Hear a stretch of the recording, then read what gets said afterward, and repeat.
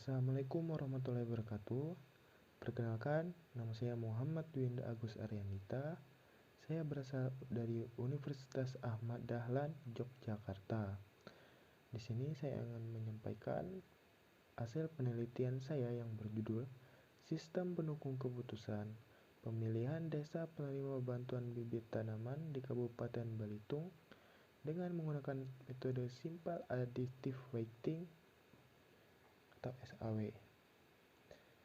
Kemudian, kenapa alasan penelitian ini dilakukan? Yang pertama, latar belakang permasalahannya yaitu Kabupaten Belitung merupakan salah satu kabupaten di Provinsi Kepulauan Bangka Belitung yang dibentuk berdasarkan Undang-Undang Nomor 28 Tahun 1959. Berdasarkan laporan Cipta Karya pada tahun 2016, kontribusi terbesar Kabupaten Belitung yaitu berasal dari sektor pertanian, kehutanan, serta perikanan dengan kontribusi terbesar 27,55% dengan luas wilayah pertanian dan perkebunan seluas 9.176 hektar. Adapun permasalahan yang dihadapi yaitu pemilihan calon penerima bantuan sendiri masih dilakukan secara subjektif atau kira-kira saja berdasarkan keaktifan tanpa memperkirakan aspek lain yang digunakan untuk proses pemilihan calon desa penerima bantuan. Yang kedua, belum adanya proses perhitungan baik secara manual maupun secara sistem yang dapat mempermudah proses pemilihan bantuan, yang dimana pemberian bantuan menjadi tidak efektif. Selanjutnya, untuk studi literatur yang dipakai pada penelitian ini yaitu terdapat 4. Yang pertama, sistem pendukung keputusan. Yang kedua, simple additive weighting.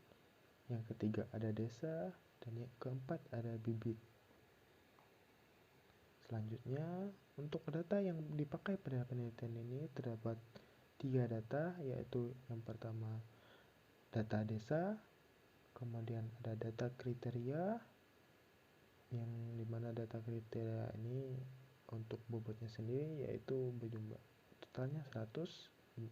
Selanjutnya data bobot atau aspek, yang dimana aspek sendiri merupakan aspek dari tiap data aspek dari tiap data kriteria. Kemudian untuk use case diagram dimana pada sistem yang akan dibangun terdapat 2 buah user. Yang pertama ada admin, dimana admin dapat mengakses semua menu pada sistem. Yang kedua itu ada pegawai.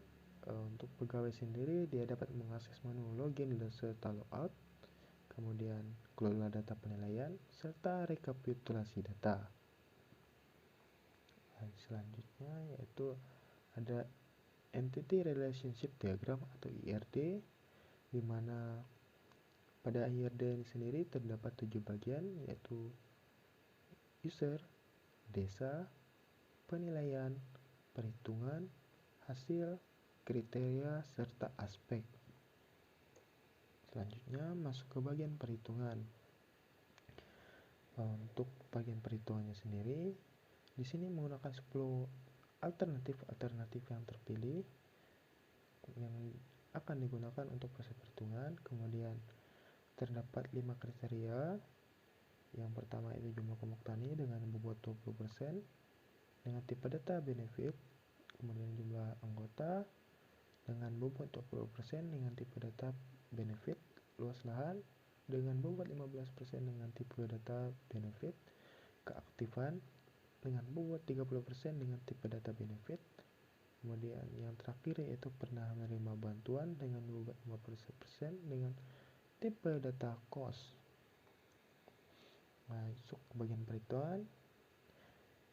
Yang pada tabel pertama yaitu paling kiri itu merupakan tabel hasil penilaian yang dilakukan.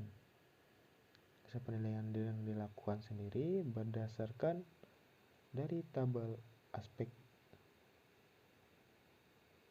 Kemudian setelah hasil penilaian telah dilakukan, kemudian masuk ke proses perhitungan ternormalisasi, di mana untuk tiap tipe data yang bertipe benefit, maka